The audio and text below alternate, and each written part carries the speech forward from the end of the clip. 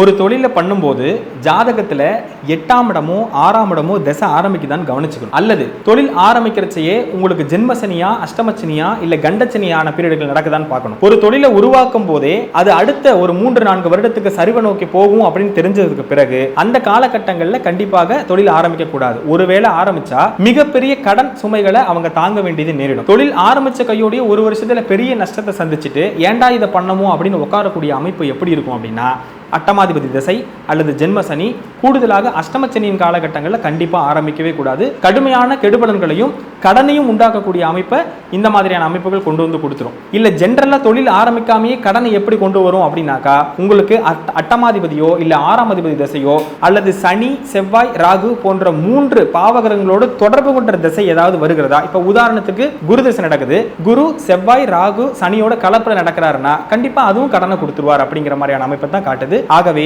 கடன் படாமல் இருக்க வேண்டும் என்றால் இது மாதிரியான அமைப்புகளில் புதிய இன்வெஸ்ட்மெண்ட் பண்ணக்கூடாது அல்லது பெரும் கடனை சந்திக்க வேண்டிய சூழ்நிலை ஏற்படும். நன்றி.